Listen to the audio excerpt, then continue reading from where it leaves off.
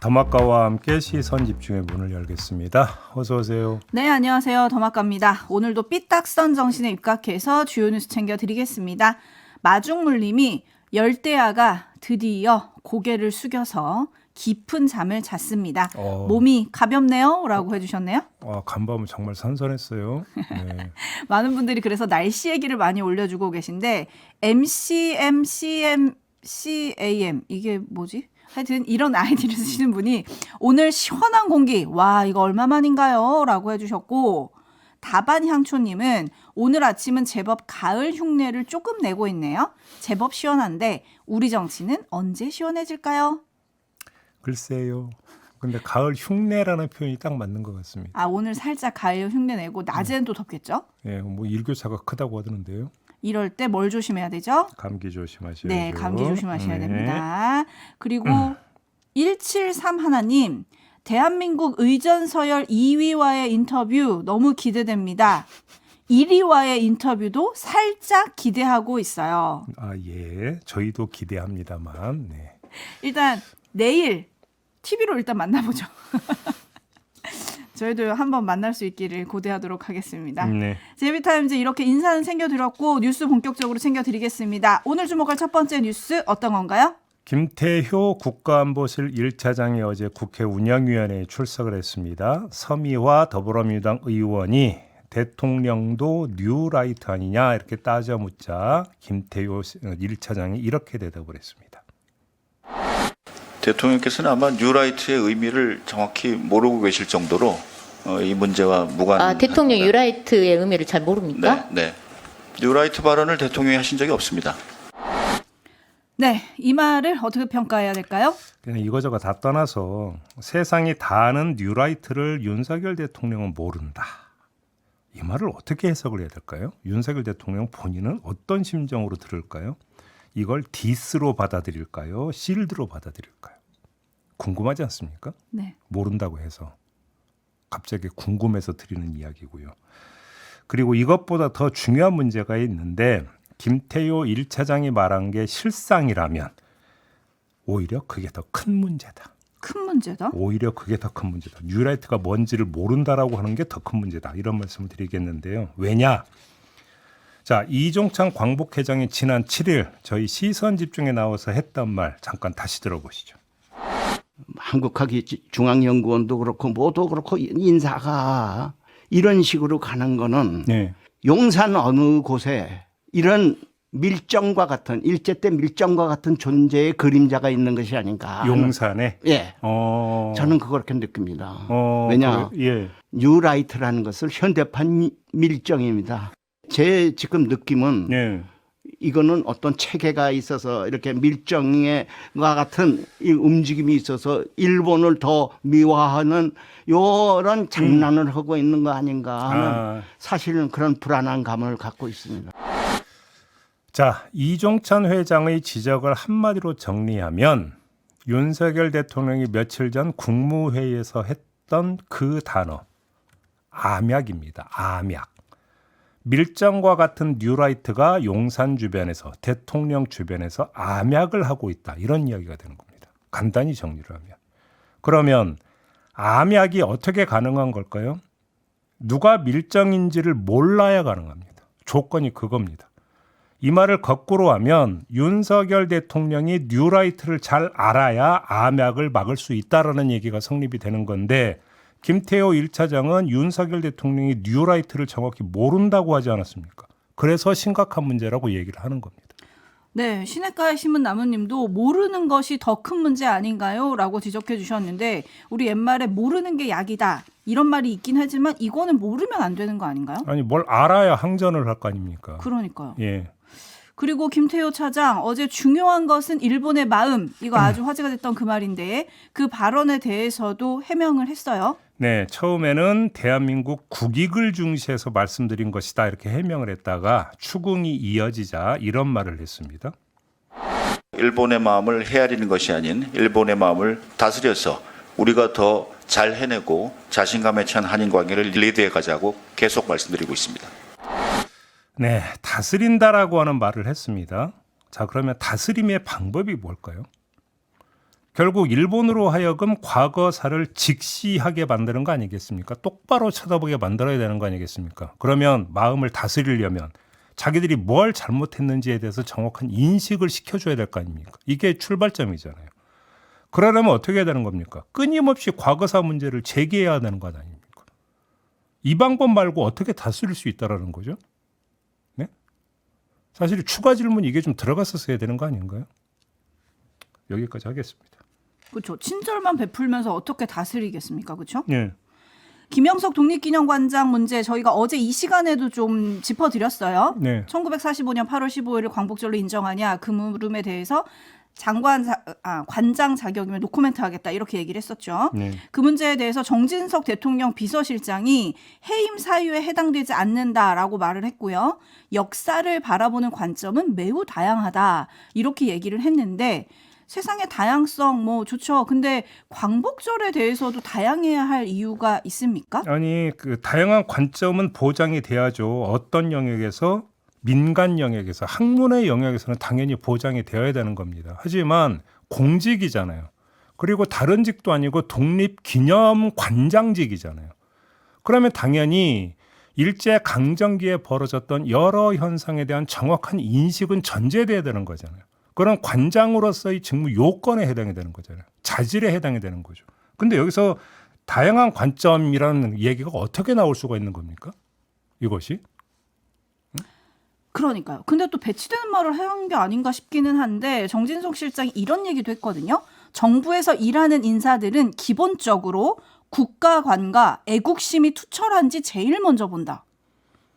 그 본 결과가 왜 그러면 이렇게 논란으로 전개가 되냐고요. 그러니까 지금 제가 계속 드리는 말씀이. 저도 답답해서 여쭤본 거잖아요. 예, 넘어가요. 네, 3914님이 사실 저도 뉴라이트가 뭔지 정확히는 모릅니다. 자세한 설명 부탁드립니다. 라고 해주셨는데 그래서 준비했습니다. 오늘 유튜브 연장방송 신진욱 중앙대 교수와 자세히 짚어보니까요. 시선 집중 계속 해주세요. 그리고 짱구님, 국민들 마음부터 잘 다스려주세요. 라는 주문하셨네요. JB타임즈 다음 주목할 뉴스 어떤 건가요? 한동훈 국민의힘 대표가 지난 25일 열린 고위 당정협의회에서 용산에 2025학년도 의대 정원을 1,509명 늘리는 건 유지를 하되 그 다음에 2026학년도 증원은 보류하자 이렇게 제안을 했었다고 합니다. 하지만 거절당했다고 합니다. 대통령실 고위 관계자가 그 다음 날 기자들과 만나서 뭐라고 말을 했냐면 의료 인력 수급 문제는 기본적으로 정부의 책임. 그래서 국회에서 법으로 결정할 문제도 아니고 의료계와 협상해서 아무런 근거 없이 타협을 통해 결정할 문제도 아니고 더군다나 의료계가 결정할 사안도 아니다라고 딱 잘라 말을 했습니다. 한마디 더 했는데요. 만일 증원 규모의 이견이 있어서 논의가 이루어진다면 숫자에 대한 근거와 계산 방식이 함께 제시돼야 다시 논의하더라도 합리적 논의가 될 것이다. 이렇게 말했습니다. 자, 이 보도에 대해서 한동훈 대표가 또 이런 말을 했는데요. 그 말은 직접 들어보시죠. 그런 여러 가지 의견을 정부가 나눈 바 있습니다. 그렇지만 논의 단계이기 때문에 그 내용에 대해서 제가 상세하게 설명드리는 것은 적절하진 않은 것 같아요. 또 국민의힘의 김상훈 정책위 의장이 한 말도 있는데요. 마저 들어보시죠. 26년도는 의료계에서 합리적인 대안을 제시를 한다면 그걸 갖고 충분히 같이 조정 협의할 용의가 있다. 이게 정부 입장이에요. 네, 상황을 좀 정리를 해볼까요? 얼핏 봐선 2026학년도 증원 문제를 놓고 당정 간 입장차가 나타나는 모양새죠. 그렇죠? 네. 자, 근데 과연 그럴까? 다시 말해서 현재 대립이 진행되고 있는 것이냐? 제가 이걸 물어보고 있는 건데요. 자세히 한번 잘 들어보시죠. 대통령실 관계자는 숫자에 대한 근거를 논의의 전제 조건으로 얘기를 했어요. 제가 조금 전에 전해드렸죠. 그다음에 김상훈 정책위 의장의 목소리는 직접 들으셨는데 합리적 대안을 협의의 전제 조건으로 얘기를 했습니다. 이건 사실상 똑같은 말입니다.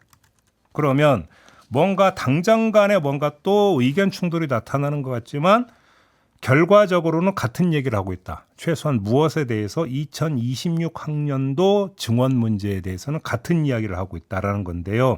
자, 그러면 왜 이런 교집합이 형성이 됐을까? 그 원인이 뭐냐? 이걸 짚어봐야 되는데 애초에 비슷한 접근을 한 것인지 아니면 정부에 밀려서 국민의힘이 한 발 뒤로 뺀 것인지 이걸 봐야 되는 거 아니겠습니까? 이거는 의외로 쉽게 확인이 됐습니다. 한덕수 총리가 어제 이런 말을 했는데요. 지난 25일 한동훈 대표가 고위 당정협의회를 마친 뒤에 2026년 증원을 유예하면 이 문제가 좀 더 쉽게 풀릴 것 같다고 말했고 제가 여러 검토할 사항이 많아 생각해 보겠다고 답했다. 이후 검토해 봤는데 정부로선 어렵다는 결론을 내렸다라고 아예 명시적으로 이야기를 했습니다. 그러니까 무슨 얘기입니까? 정부가 거절을 했다는 이야기가 되겠습니다. 네. 그럼 밀렸다라는 것이죠. 한동훈 대표가. 그러니까 2026 학년도 증원은 유예하자라고 제안을 했지만 정부가 딱 잘라 거절했고 밀렸고 그러다 보니까 이제 말이 살짝 비틀어지고 있다. 이런 이야기가 되는 겁니다. 네, 그러면 뭐 이걸로 끝이 나는 건가요? 제가 조금 전에 그랬죠. 말이 비틀어지고 있는 것 같다. 비틀어지고 있다. 예. 네. 자, 어제 헤럴드 경제가 보도한 게 있는데요. 국민의힘이 용산에 응급의료 참여진에 대한 법적 책임 면제를 제한하는 것을 검토 중이다라고 보도를 했습니다. 그런데 이 기사에 한 문장이 더 들어가 있었는데요. 한동훈 대표가 2026년도 의대 정원 증원 유예를 대통령실에 제안했지만 거절당한 데 따른 것이다. 라는 문장이 포함되어 있었습니다. 네. 무슨 이야기냐? 2026 학년도 증원 유예 제안이 거절당하니까 다른 문제로 지금 방향을 선회해서 계속 건드리고 있다. 이런 이야기가 되는 것이죠. 네, 그리고 또 이런 보도도 있더라고요. 한동훈 대표가 법적 책임자 면제와 별개로 당내 일각에서는 이제 의료계가 요구하고 있는 박민수 보건복지부 2차관 교체를 대통령에게 건의하는 방안도 검토 중이다. 이런 보도도 있었고요. 네. 근데 요거 관련해 가지고 지금 최정민 님이 근데요. 용산과 한동훈 대표는 스리슬쩍 던졌다가 거절하기를 반복하는 것 같습니다. 이건 어떻게 봐야 될까요? 라고 지금 얘기를 해주셨는데 당정 간의 새로운 갈등 요인으로 떠오르고 있다. 이런 보도들이 오늘 아침에 많이 나왔거든요. 바로 그와 관련해서 대통령실 관계자가 한 말이 있는데요. 그거를 전해드리면 고위 관계자가 한 말입니다. 이런 식이면 내밀한 대화는 어렵다. 한 대표의 습관 같다. 오호. 이런 말을 했습니다. 상당한 어떤 불쾌감이 여기에 지금 묻어 있는 거 아니겠습니까? 네. 그러니까 무슨 이야기냐? 종합정리를 하면 한동훈 대표 쪽에서 지금 언론 플레이하고 있다라고 하는 게 용산의 인식이라는 겁니다. 그러면 자, 그 언론 플레이를 하고 있다고 보는 용산은 불쾌하게 보고 있다는 것은 여기서 더 이상 설명은 필요 없고 그러면 한동훈 대표는 왜 그렇게 하고 있는가 지금 이걸 봐야 되는 거잖아요. 최정민 님은 지지층을 향한 메시지다. 이렇게 지금 보내주셨거든요. 이제 조금 있으면 그러니까 추석이죠. 자, 추석 전 민심을 한편으로는 다독이고 한편으로는 얻기 위한 정치적 행보로 이해를 하면 사실은 깨끗하게 정리가 되는 부분이 있습니다. 문제는 이제 뒷감당이 될 수 있느냐라고 하는 게 문제가 되는 거죠. 거기다가 조금 전에 더마카가 전해주셨는데 오늘 중앙일보가 보도한 거죠. 네. 그러니까 박민수 그러니까 보건복지부 제2차관 경질을 건의하는 것을 검토 중이다. 이거는 제가 볼 때는 상당한 뇌관이 될 수가 있습니다. 실제로 건의를 한다면 이거는 무슨 이야기냐면 대통령의 인사권을 건드리는 겁니다. 그렇죠? 인사권을 건드리는 것이기 때문에 대통령실 입장에서는 이 불쾌감의 지수가 더 수직 상승할 수밖에 없는 것이고요. 그래서 거절을 하면 그다음에 어떻게 되는 겁니까? 받아들이면 결국은 한동훈 대표가 이기는 것으로 나오는 거잖아요. 받아들이기 쉽지가 않지 않습니까? 그러면 안 받아들이면 어떻게 되는 겁니까? 당정 간의 갈등 양상은 더 심해지게 되겠죠. 자, 여기서 한동훈 대표의 관점, 용산의 관점을 떠나서 국민의 관점에서 한 말씀만 드리겠는데요. 자, 당정 간의 갈등을 하든 뭐를 하든지 간에 지금 이 의료 공백 사태에 대해서 해법을 모색하는 과정이고 그 결과가 조금이라도 해법을 창출하는 것이라고 한다면 얼마든지 인내심을 가지고 지켜볼 수 있다. 그리고 박수 칠 수 있다라는 겁니다. 갈수록 상황이 심각해지고 있으니까. 그런데 지금 그 차원이냐라고 하는 거예요. 지금 전개되고 있는 것이. 그래서 자, 증원 문제는 그러면 살짝 뺐고 없던 걸로 치고 다른 문제를 건드린다라는 거잖아요. 이러면 그럼 의료계를 설득할 수 있느냐? 전공의를 설득할 수 있느냐? 이게 또 남는 문제잖아요. 어찌 보면 본질적인 문제는 이거잖아요. 그럼 용산대 한동훈 대표가 중요한 게 아니라는 거예요. 그러면 전공의들의 복귀를 유도할 수 있는 실제적 방안을 창출하는 갈등 과정이냐 아니냐. 이게 국민의 입장에서는 가장 중요한 판단의 잣대가 될 수밖에 없다. 이 말씀을 드리는 거예요. 네, 그런 의미에서 3012님이 아픈 국민들이 보이기는 하십니까? 라고 물어주셨고 예. 이인수님은 근데 대통령실은 현재 상황이 관리 가능한 상황이라고 했잖아요. 예. 라고 좀 꼬집어 주셨거든요. 이런 근본적인 게 좀 논의가 돼야 될 것 같고 그리고 또 하나 주목할 게 여야 대표 회담 관련해서 지금 의제 논의 중이잖아요. 네. 여기서 지금 의료 공백 사태를 의제로 올릴 것이 논의가 되고 있다라는 조선일보 단독 보도가 있었어요. 이러면 또 어떻게 되는 겁니까? 이게 사실은 여야 대표가 회담을 한다고 해서 되는 게 아니잖아요. 이거 역시 용산과 또 풀어야 되는 문제 아닙니까? 그러니까 그다음에 여야가 그래서 합심을 하든 뭐든 하든지 간에 제가 볼 때는 지금까지 진행 상황에서 가장 핵심적인 문제는 뭡니까? 증원 문제잖아요. 네. 이것저것 다 떠나서 핵심적인 문제는 증원 문제잖아요. 근데 지금 대통령실은 또 한 번 딱 잘라버린 거잖아요. 근데 그에 대해서는 대통령도 어제 국무회의에서 이해 당사자들의 저항이 있어도 반드시 의료 개혁을 완수해야 한다. 이렇게 못을 박았어요. 자, 그런 상황에서 격가지만 건드려 간다고 지금 그 해법이 나올 수 있느냐라는 거예요. 제 얘기는. 이것이.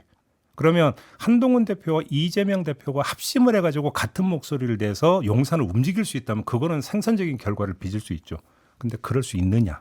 이게 궁금하다는 거예요. 그러니까요. 예. 먼저 가을님이 마무리는 또 폴더 인사로 매듭이 될까요? 어떻게 될까요? 라고 좀 물어주셨고요. 네. 다니엘님은 매스컴에서 의료 문제에 대해서 좀 더 적극적으로 다뤄주셨으면 좋겠습니다. 네. 이런 주문도 들어와 있네요. 접수하겠습니다. 네, JB타임즈 다음 주목할 뉴스는 어떤 겁니까? 서울대 보건대학원 유명순 교수 연구팀이 6월 12일부터 사흘간 만 18세 이상 전국 남녀 1,024명을 대상으로 조사를 한 게 있었습니다. 응답자의 49.2%가 장기적인 울분 상태에 놓여 있고 심각한 수준의 울분을 겪는 응답자만도 9.3%에 달했고 심각한 수준의 울분을 겪는 비율이 가장 높은 층이 어디였냐면 30대였는데 13.9%였다. 이런 내용이었습니다. 네, 울분, 답답하고 분함 또는 그런 마음 이런 거잖아요. 근데 이게 왜 이렇게 30대가 가장 높고 이런 거 왜 이렇게 나왔을까요? 뭐 요인은 여러 가지가 있습니다. 자신을 사회 경제적 하층이라고 생각하는 사람들의 장기적 울분 상태의 비율이 60%에 달했다고 합니다. 그러니까 사회 경제적 처지, 환경 이런 것들이 큰 영향을 미치고 있다 이렇게 볼 수 있겠죠. 근데 저희가 특별히 좀 시선 집중하고자 하는 건 이건데요. 전반적인 세상의 공정함에 대한 믿음을 점수화했더니 만 60세 이상은 3.42점인 반면에 20대와 30대는 3.13점으로 낮았다고 합니다. 세상이 공정하지 않다라고 하는 생각. 이게 뭘로 가는 겁니까? 울분으로 가고 있는 거죠. 내가 나의 노동이나 나의 노력이 정당한 평가를 받고 있지 못하다. 이런 이야기로 연결이 되는 거 아니겠습니까? 직접 겪지 않았더라도 사회정치 사안에 대해 얼마나 울분을 느끼는가. 이걸 4점 척도로 물었더니 전체 평균 점수는 3.53점으로 나타났다고 합니다. 꽤 높죠. 네. 그다음에 울분을 일으키는 사회 정치 사안 상위 5위 안에 들어간 게 뭐냐? 단골인 게 정치 정당의 부도덕과 부패, 정부의 비리나 잘못 은폐, 언론의 침묵, 왜곡, 편파 보도 이 세 가지는 단골이었고 요번에도 들어갔고 이 조사가 종종 있었거든요. 전에도 있었기 때문에 드리는 말씀인데 이 외에 안전관리 부실로 초래된 참사 그리고 납세 의무 위반 어허. 이게 새로 포함이 됐다고 합니다. 나만 열심히 세금 내 이런 건가? 그런 거죠. 이런 것도 깔려 있는 거죠. 간단히 정리해서 말씀을 드리는 건 뭐냐? 술권하는 사회를 넘어서 화를 돋우는 사회다. 이런 이야기가 되는 거 아니겠습니까? 그럼에도 불구하고 살면서 몇 번 욱해봤던 당사자로서 말씀을 드리는데요. 욱해가지고 본인한테 남는 거 하나도 없다. 결국은 다 내 손해로 간다. 그럼 어떻게 풀어야 됩니까? 이 울분을. 산에 올라가서 소리를 지르든지 다른 뭐를 찾든 스트레스 해소책을 찾든지. 근데 그건 방법이 아닌 것 같아요. 왜냐하면 지금 이 울분의 원인이 사회적인 원인이라는 거잖아요. 근데 아니요, 나 혼자 판다고 되겠습니까? 뭔가 풀어줘야죠, 사회가. 사회적인 원인만 있는 게 아니라 여러 가지가 있는 건데 종합적인 거고 조금 전에 그 얘기는 특화시켜서 강조점을 두고 좀 전달해 드린 건데요. 이게 무슨 얘기냐면 구조적인 요인들이 대부분이라는 겁니다. 그러니까요. 그러니까 하루아침에 고쳐지지 않는, 제가 너무 체념주의를 좀 유포하는 것 같아서 죄송하긴 한데, 그래서 모두가 합심해서 조금씩 고쳐 나가야 되겠지만 욱하는 건 당장 오거든요. 순식간에 오거든요. 이걸 피하셔라 해야 된다. 이런 말씀을 드리는 겁니다. 네, 신원서파님이 저는 울분을 헬스장에서 풀고 옵니다라고 해주셨고 모래내 낑깡님은 요즘 안 우울한 세대가 어디 있습니까? 라고 모두들 공감해 주셨네요. 마무리하겠습니다. 더마카 수고하셨습니다. 고맙습니다.